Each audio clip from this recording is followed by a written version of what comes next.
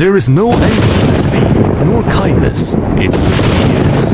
In its vast heart, men are no more than drifting shadows.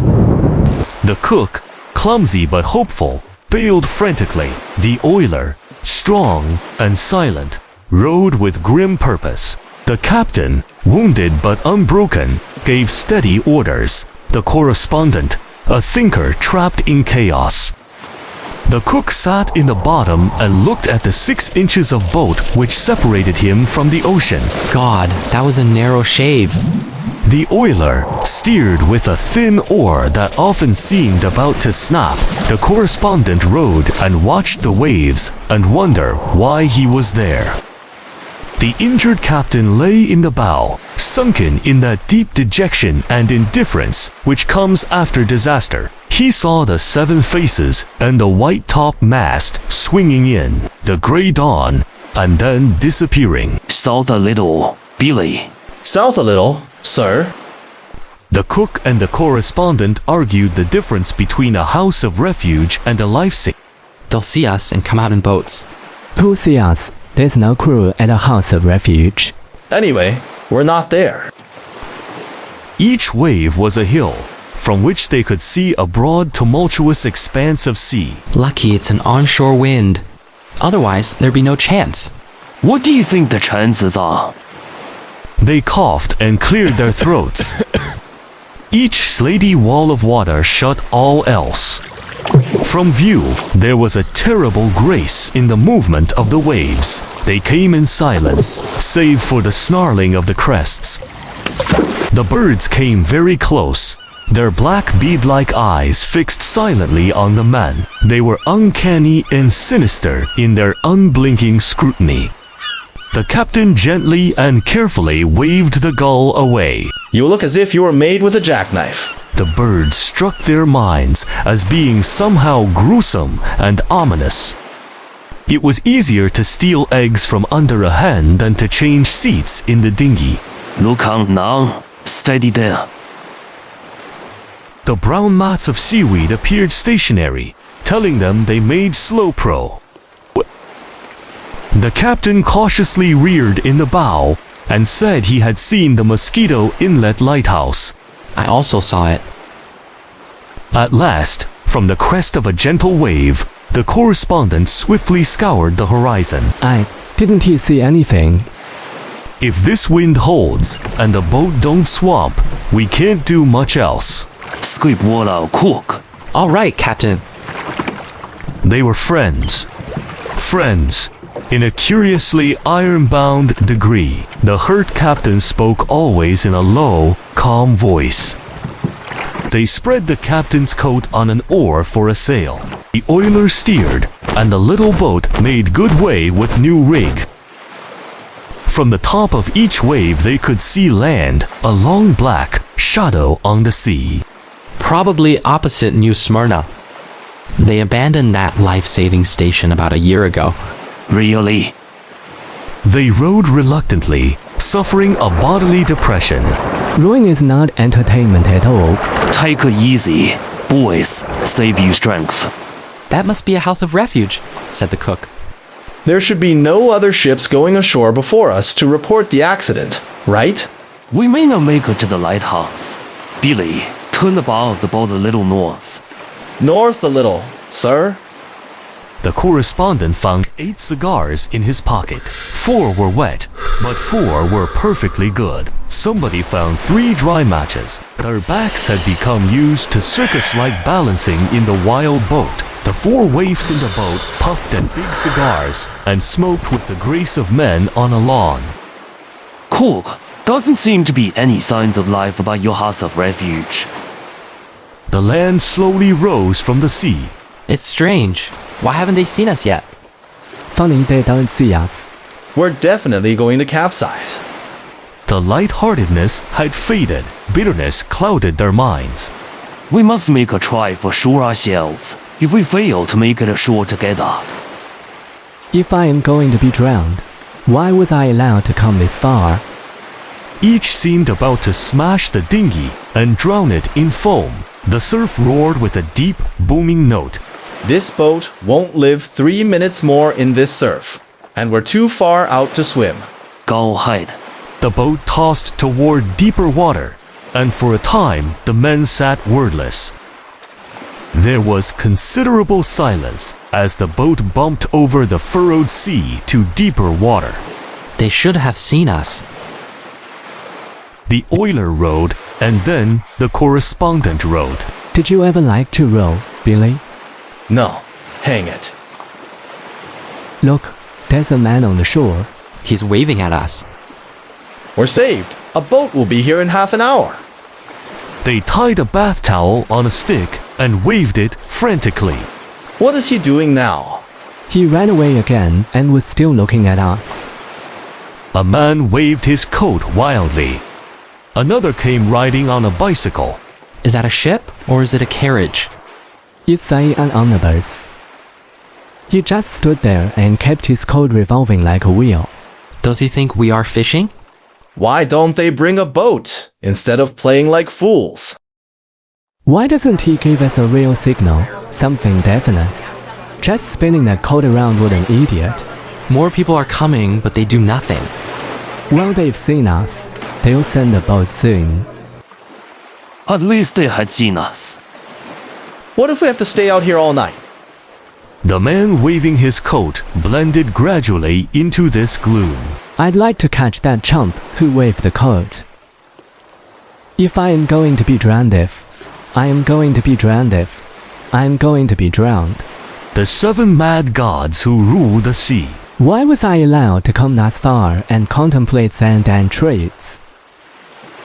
It was surely a quiet evening. All save the oarsmen lay heavily and listlessly in the boat. Billy, what kind of pie do you like best?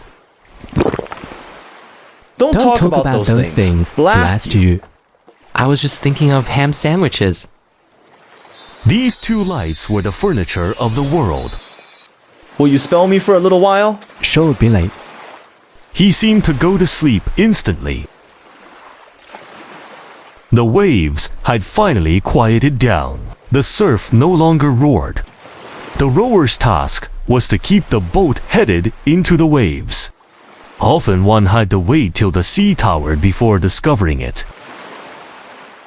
The correspondent spoke in a low voice to the captain. Captain, shall I keep it headed toward that line north, sir? Yes, keep it about the points of the port bow.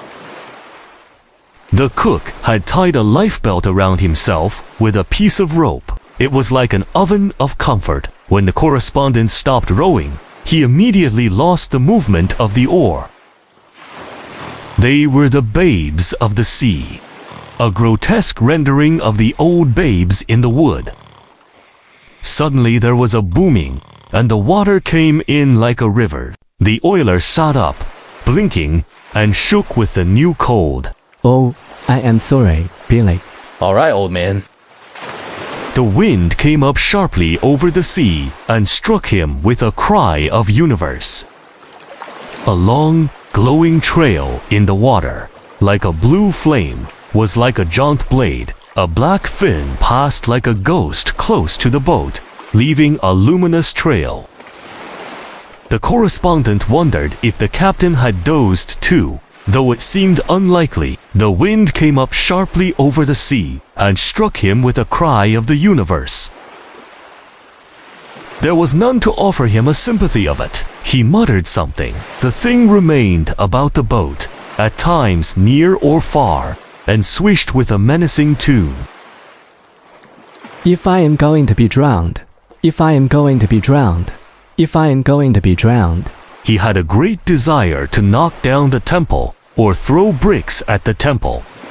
Nature does not regard him. She makes no promise to drown him or not drown. She was indifferent, flatly indifferent. He understood with mournful awe. He might imagine a piteous appeal to a cruel brute of the sea. Yes, but I love myself. A high cold star on winter night answered him. They said nothing, but each man had of course reflected. Their expressions showed no new thoughts. Language was used only for rowing. A verse mysteriously entered his head. I shall never see my homeland again. The correspondent felt a sympathy for the dying soldier of the Legion that was real and personal. He saw again the soldier lying on the sand with blood coming from his fingers. He was moved by a profound and detached pity. It was no longer a poem he had heard at school, but a tragedy seen with his own eyes. The thing evidently grew tired of waiting. The light still shone, but it was apparently no nearer. There was a long roseate streak, and the low thunder of the surf rang in the ears. A long night. Those life-saving people take their time. Did you see any sharks? I see it. It really is a big one. Wish I had known you were awake. Billy, can you spell me a little? Sure. The correspondent lay in the bottom of the boat and realized he was asleep. Although his teeth rattled and his knees shook, he was in the deepest sleep of his life. Let them sleep if they can. We'll give those boys a chance to rest.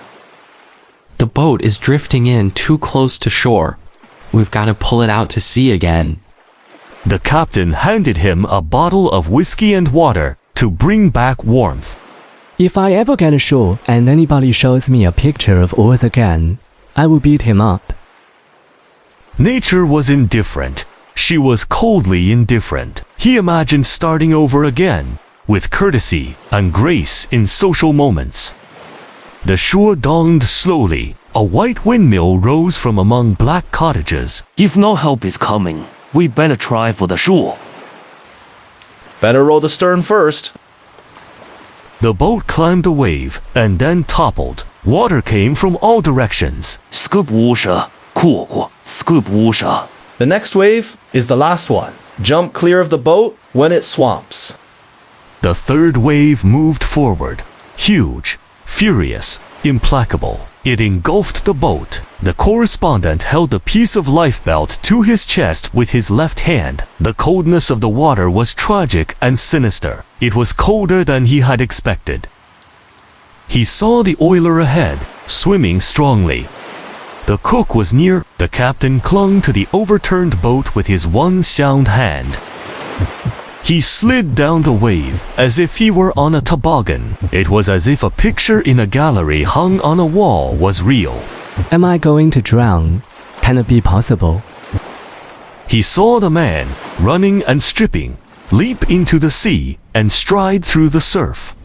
The man first dragged the cook ashore. He turned to swim toward the captain, but the latter waved him toward the correspondent. Thank you, old man. What's that? Go and save him. The oiler lay face downward. His forehead touched the sand, visible between the waves.